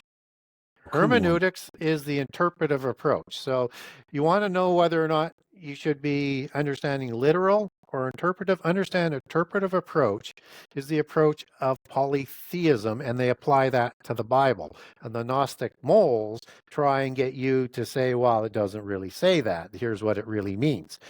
So this is the approach that then evolved into understanding end time prophecy, where they can take any passage they want, make it mean anything. Then there's no standard. So what you want to do is use typology. And when somebody says, well, the hermeneutics means this, you have to say back to them to counter them. If that is true, then provide the scripture that clearly says that, because Exactly. everything is defined within the Bible. So if for example, and I don't want to pick on any one approach because I could pick on a number of them, but a lot of people will say the 24 elders in Revelation 4 and 5 infers the church will be raptured before the last 7 years. Okay, great. Sounds good. They got thrones, kind of has something to do with, it's a resurrection of some sort, but there's only 24. So how do you go from 24 to the whole church? Interesting. And you have to say, you have to stand your ground on this and say, until you produce scripture that says 24 elders represents the church. And elders can be part of the church, but you have to use the whole phrase there, 24 elders. And again, elders are never used biblically to represent the whole church. You have to provide scripture that says that. So if you're going to say in the Wow. same one that come up here is inferring rapture, you better support another passage that shows that that's the resurrection of the whole body of the church to define that. And understand that coming up there is like a standard MO that's used in vision prophecies, like with Isaiah, like with Ezekiel, like with John. And he's taken in spirit to see the vision from the angel that Jesus gave the angel to show him. So that's the difference that you want to be very, very careful of. And so understand that if you want to be misled on chronology, then I get that because you're probably saying, I want to support what I want, how I want prophecy to come about, We're right? all like that a little bit. Yeah, we are, and we have Yeah. to be aware of our own Yeah. biases, which is why I have strict rules on to try and stay on it. One of it is using the typology. You have to define everything within the Bible. Exactly. And which I agree with so heavily. And so, I mean, just even your example, right? Being called up versus you got in the spirit going up and seeing a vision. And then you have, what is it? Enoch getting snatched up by a divine taxi or a chariot of fire. Like, so there's Yeah, different, for people to infer one for the other or get the cross members, the wires get yeah, tangled.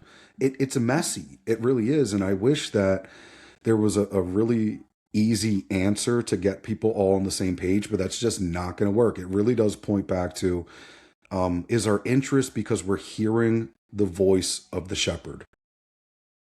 What is our postulation? What's the heart posture? Why do we yeah, want to know? yeah. And the way you really hear the Holy Spirit, I think, from my perspective, and to help guide you on this, is put everything around what Jesus said. And Jesus is the spirit of prophecy.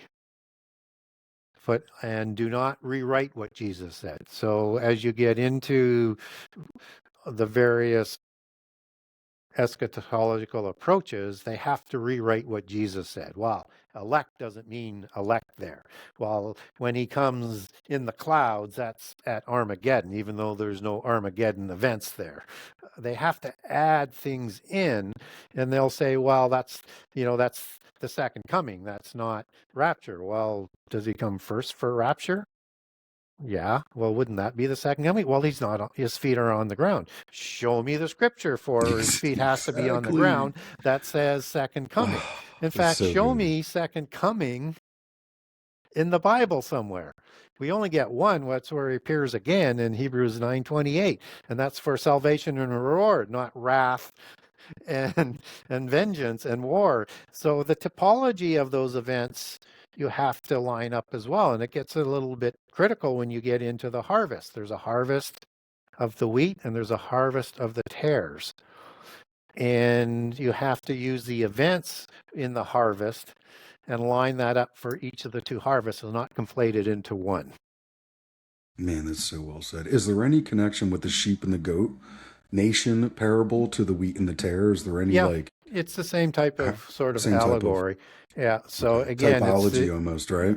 yeah, okay, and again, it's the sheep that hear the voice of God, and it's the goats that don't. And the goats are, following in the allegory after the flood, the satyr gods, which are the degraded seraphim. The horns. Yeah, Yes, two horns. Isn't that yes, interesting? yes. Well, Gary, I think we're going to try to land this, okay? Because this is a fascinating conversation. And with as many appearances as you've had over the years, of course, some information gets tossed back up, but we know it's all based on this interconnectivity. So, any final kind of comments on this hollow earth and how it all plugs in and why it's all important? And then we'll do a plug-in for the books and things like that at the very end. Yeah, so I think, when we look at the Bible, we have to look at everything that it talks about. And the Bible talks about hollow earth both physically and interdimensionally, right through from, you know, the beginning to the end. And there's an interrelationship in our history and what's going to happen down the road. So keep in mind in Revelation 9, when that pit prison is opened, there's more creatures coming out of there from that. There's other ones that are already here, but understand we have a direct impact of hollow earth, in this case, likely another dimension, coming to us. And those creatures, the terrible ones, are going to require oikotarians, um, some sort of chimera clone being for them to interact physically in the world. So the Bible gives us enough pieces to put together if we want to put it together. If we choose not to put the puzzle together or not put all the pieces together, you don't get the picture. And hollow earth can't be ignored. It cannot be. And we need to understand with hollow earth that when I talked about a spirit, a soul, and a body as being distinct, and the soul and the body is of this world, the gods of this world can only offer godhood within this world and possibly in the earth or maybe in that sort of dimension, as witnessed through polytheist sort of history. And when we die, our spirit goes in a sleep state, not soul. Our spirit goes in a sleep state, so not soul sleep. Our spirit goes in a sleep state back to heaven, according to the book of Ecclesiastics, and we wait for whichever one of the resurrections we're going to come through in the resurrection sequence, which again, people have to put all the details together on the resurrection sequence of the first resurrection and understand that there's multiple parts to that. It's not hard once you put them together, but if you want to put it all in Revelation 24, then you have conflicts you can't sort of deal with, or you have to ignore them. So that the disembodied spirits, they don't go to sleep. They're counterfeit spirits of the fallen angels. So they're either going to be in the pit prison as the terrible ones, or going to or be wandering the earth. And in polytheism, if they had enough knowledge, they already went to Hades or Sheol and became godlike. I don't know whether that parts are true or not, but all of this is interplaying in our world today. It's becoming more visible today. And I think we have to pay more attention to the preternatural nature of the Bible and throw off all of the dirt and the manure being fed to us as mushrooms, and know that our churches are not going to be the good shepherds. We're going to have to create our own good shepherds because they are part of the wisdom of the world. I'm not saying all ministers are bad. They've been taught not to teach prehistory and to prophecy, and they won't touch it with a 10-foot pole. And if we're in the fig tree generation, we're in a lot of trouble unless we raise up new flocks and understand that, if as a flock leader, you have to be at the front because they're going to hear your voice and follow, whereas the goats, they are not as easily herded, right? You have to work at that a lot more. No, and they're very violent. And they can become violent if they don't like what they're hearing or what's being done to them. So, Man, it's very well said, Gary. Listen, just as a teaser, right? yeah, Because you're going to come back again, and I think we're going to hint at, a couple of these really important topics that are going on with maybe the meat suit, the alien deception. I mean, I do want to talk about, some of the end time final deceptions that really feel like they're here. It doesn't feel like it's far away anymore. And I have a host of other great questions yeah. and ideas. But for right now, Gary, land us with where you can be found, where you prefer people pick up a copy of the book. Obviously, the newest book that we mentioned at the beginning of this episode, replug that. Yep. And yeah. Yeah, so the best place to get a hold of me and to learn about my books is the Genesis6conspiracy.com, the number 6conspiracy.com. On that website, I have a generous excerpt of all 98 chapters of book one, all 84 chapters of book two. I do have a write-up in there about the Primo conspiracy. I will put up more once the Audible version comes out and get the Kindle link up there. But you can also get, if you like what I say, you want to support me, you can go to the Buy Now page. And so this book here, The Primo Conspiracy, it is on page 3, and it'll say El Primo Conspiracy. If you want to buy book 1, you go to buy page 1. If you want to go to buy book 2, you go to buy page 2. There's discounts for multiple books. Buy page 3 is the El Primo Conspiracy. Buy page 4 is the bundling for books 1 and 2 with discounts. And buy page 5 is bundling for all 3 with discounts. And so you can link over directly from the website to barnesandnoble.com, amazon.com, amazon.ca for each of the versions of book 1 and 2. And soon, once I'll have the Kindle up there when the Audible is done, I'll do that all at once and put more excerpts in about the Primo conspiracy. And if you like that book, and you want to know more about what's in the Primo, that's why you want to get books 1 and 2. And also look forward to a sequel coming out probably next year for part 2 of the Primo conspiracy. Amazing. And then we're still waiting on that Aquatic Kingdom encyclopedia that you're going to write in the future, Gary. Yeah, maybe. Yeah. Hey, a couple chapters at least. Yeah. Man, it's always an honor. Dude, we did more than raise eyebrows today, okay? Because if there was more time, believe me, it would have got even weirder. But we're scheduled again for a couple weeks down the road. We are. The one and only Gary Wayne. Excellent, man. It's always an honor to get together with you. Well, thank you for inviting me, and it's always fun to do a show with you. All right, like, share, subscribe, you guys. You know the deal. You can help us beat the algorithm by sharing this with your fringe and strange friends, family members, coworkers, and with your pastor. And we're coming to you from southeastern Pennsylvania. God bless and goodbye.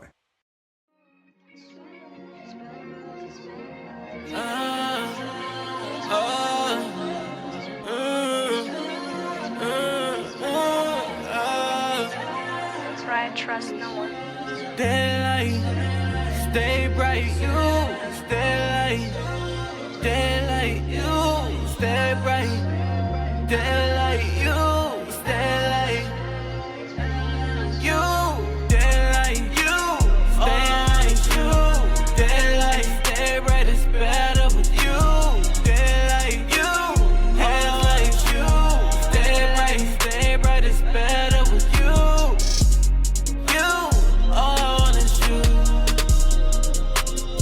Better with you.